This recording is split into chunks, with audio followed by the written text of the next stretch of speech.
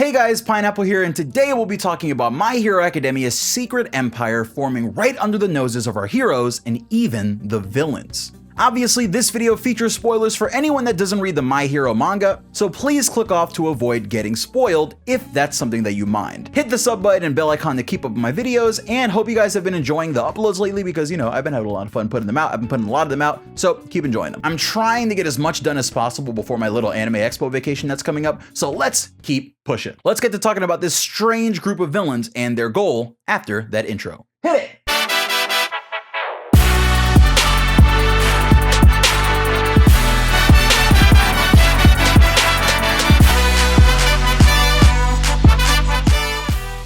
So I actually have a video talking about the possible threat of the Quirk Liberation Army from way back before this arc started. So I'm definitely excited to be able to sit down and talk about this group and their goals because there's a lot going on here. In the world of My Hero Academia, there was a man named Chikara Yotsubashi that formed an army of people who wanted to fight against the regulation of quirks in the early days when quirks were still new and there weren't really rules set in stone on how and when they could be used.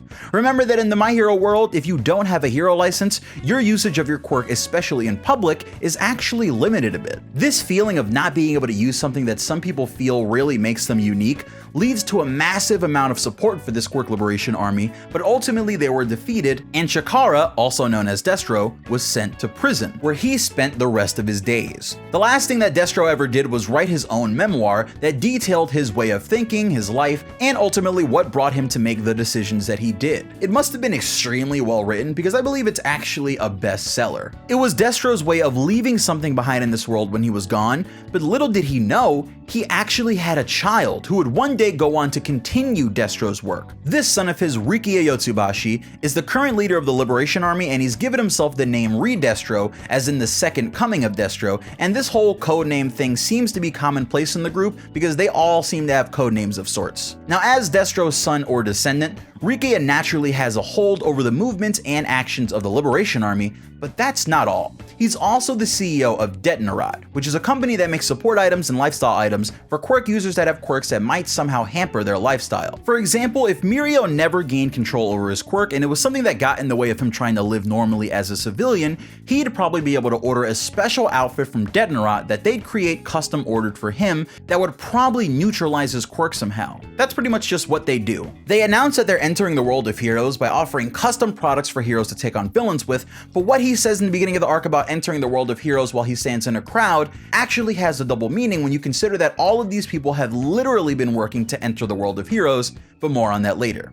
He's a pretty tall and well-dressed guy with a strange birthmark on his forehead. When he gets mad, a mark appears on his face that sort of looks like Bakugo's little mask that he wears over his eyes. We haven't seen his quirk yet as of the recording of this video, but we have seen that he's really capable when it comes to his duties as the leader of the Quirk Liberation Army. He managed to put together a force of over 110,000 soldiers to meet Destro's goals, and he basically put the chess pieces on the board in the positions that he wanted so that he could start the game with a massive advantage.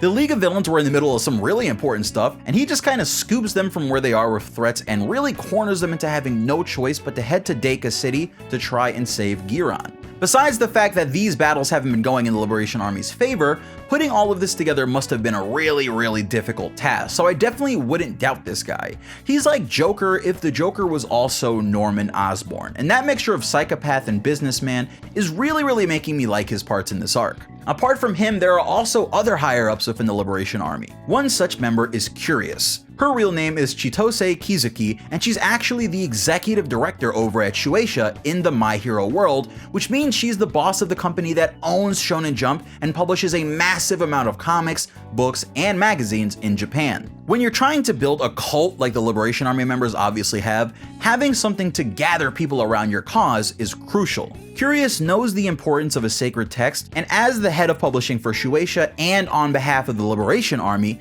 they re-released the original Destro's memoir, leading to a wave of sympathizers across the country, as the book is heavily promoted and it even makes its way towards becoming a bestseller. This pretty much begins the mass awakening of people hoping to join the Liberation Army, and we even got a hint of this during the Pro Heroes arc when Hawks takes down a Liberation Army sympathizer who was trying to liberate his quirk, I guess, in the middle of town. Curious is definitely a reporter at heart, always looking for the best scoop and trying her best to get every single little detail. If it weren't for the fact that she was secretly a villain, I'd probably give her credit for her amazing journalistic drive, but it sort of comes off as insanity when she faces off against Toga. Her quirk Landmine basically makes her Kira Yoshikage from JoJo Part 4 because anything that she touches becomes a bomb, including living things. Now her explosions aren't anywhere near as efficient as Kira's because his explosions literally erased every inch of you from this world without leaving a single trace, but to get around not having largely powerful explosions, she comes up with various ways to overwhelm her opponent with numbers and explosive surfaces everywhere. She's the kind that'll take 50 pebbles and put them in a small pile, and then work the battle to kind of make you step into that pile or fall into that pile face first, which is gonna go off like a shotgun. She also has a support item made by Detnerot that goes from being a normal bracelet to being a big Bakugo looking glove that really looks solid and can be used to hit people with blunt attacks that also carry her explosion based quirk through the blows. So you can see the theme here, right? The Liberation Army employs powerful members of society into the group to manipulate society into falling into their will. They've also got Skeptic, otherwise known as Tomoyasu Chikazoku, who can turn anything roughly the size of a human into a human-shaped doll of sorts that he can control with his laptop from a distance and even change the appearance of, but he's also a board member of Feel Good Inc., which is a company that literally has satellites in the sky that can be used to track the League of Villains and really anybody, no matter where they are. They've also got Koku Hanabata, who leads an entire political party in Japan and has clout in the Japanese government. He literally gives speeches that cause people to basically throw their lives away for the sake of the Liberation Army, so you gotta see that his job is basically to turn the soldiers into fanatics that'll serve as tools and pawns for the Liberation Army's future.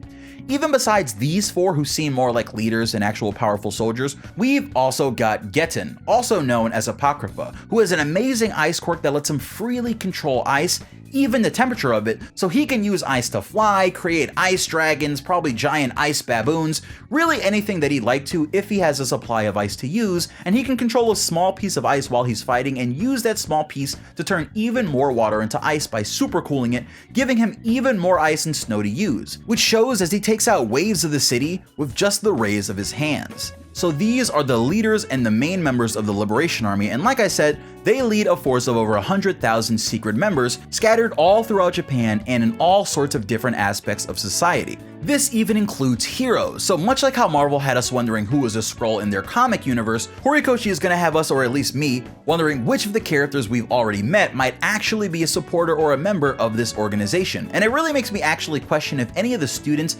might see eye to eye with their goals, because at the very least the people are civilians who are trying to take down the League of Villains. So what do they want? What's the plan here? Why is the title asking if they'll win no matter what when the League is absolutely shattering them around the town and Giganto is on the way? Well, first let's talk about their goal, so we can discuss how it might be a win for them no matter what happens here. You see, the Liberation Army declares war on the League of Villains because the League of Villains is starting to get popular, and Reed Destro feels like if they get too big, they might pose a threat as an organization that other people can look to join. Let's not forget that the League also has their own ideology in the eyes of the public, who links them to Stain's ideals, and after Stain's massive boost in popularity during Season 2, these guys had to take notice to begin their plan to erase the League of Villains. They kidnap Giron, the League support item specialist, and force the League to make their way to a town completely comprised of trained quirk users fighting on behalf of the Liberation Army. 90% of the population of an entire city is fighting the League, but why? Well, this all falls in line with the goals of the Liberation Army. You see, they want people to be able to use their quirks freely without the weight or the rules of society forcing them to get licenses or put all their faith in heroes. As the League cuts through and kills waves of people, including shop owners and grandmas, the Liberation Army reveals how they plan on achieving their goal. And honestly, this is the reason for the title of this video, because from the second the League stepped foot into the town, I feel like the Liberation Army might have won. So we know the Liberation Army's goal is to make quirk usage more common and free, but how are they planning on doing that? They planned a massive battle where they'd have the League of Villains attack a poor defenseless city in Japan and then have the brave citizens of that town manage to beat the villains back, with their everyday abilities. In the eyes of the public at large, if a bunch of untrained normal people defeat the League of Villains, it'll make regular people think that they can also take down villains and evil if they just group up with others, and it really opens the door for a sort of end to the hero society, because this way of thinking is more of a let's handle our problems together as a community approach than a let's wait for the heroes approach. There's no way for the public to know that every single one of these quirk users has been training their quirk just for this day, but they'll believe that all it takes is for them to band together with their neighbors to take any threat on.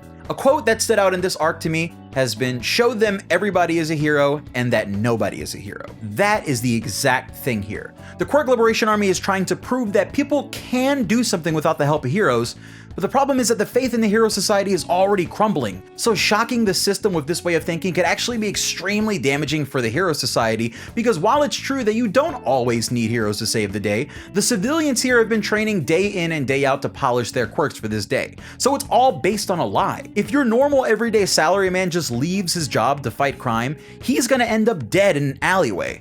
But with the cult-like following and all the stuff and the power that the Liberation Army has, I can still see that salaryman going for it, and that's the problem. Much like how Toga points out at the very beginning of this arc, the Liberation Army's goals to topple the Hero Society kind of fits in line with the League's goal, but the League is already in their web. Sure, the League is doing a good job of defeating the Liberation Army members, and Gigantomachia is on the way to absolutely destroy everything, but what will that really accomplish? I mean, everything that happens here has been recorded, and the Liberation Army has access to satellites and stuff, so they could already have all of that data backed up way out of the League's reach. But even if not, even if the League wins all of the battles and completely wipes out the leaders of the Liberation Army, what will that accomplish? Because the reality of the situation is the League is going to get blamed for wiping out an entire city of people. And even if Giganto gets there and just politely grabs the League and they exit with all of the Liberation Armies dead or defeated, everyone is still gonna think the League just attacked this local Japanese town and went to war with the locals there who did everything they could. It's gonna inspire people everywhere, and it might honestly lead to us seeing civilians that aren't even in the Liberation Army getting suckered into the Liberation Army's thinking, and again, that's the problem here. If the events of this arc really matter in the grand scope of the series, and I hope they do, and we see this mindset spreading, it'll be because people want to think that they can be heroes. Heck, if you told Deku from the beginning of the series that there was a hero company that made all sorts of custom tools and items who were going around saying that anybody could be a hero, we might have an entirely different series where Deku works as a quirkless hero supplied by gadgets by the shady corporation Detnarat. And that's something to think about. It completely changes everything.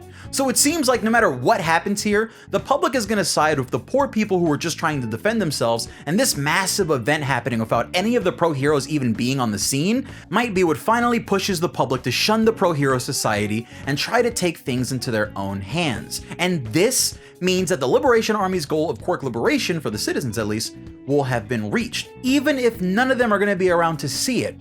Which means even if they lose, they might still stumble into a world-changing victory based on a bed of lies. And that's terrifying. How could the League get out of this without changing how all of Japan views them? How are they going to keep things from getting out of hand? Let me know what you think in the comment section below. This is definitely a wild sequence of events going on in the story. Like the video if you learned anything new or I cured your boredom for a bit today, and I'll see you guys later. This is Pineapple. Peace.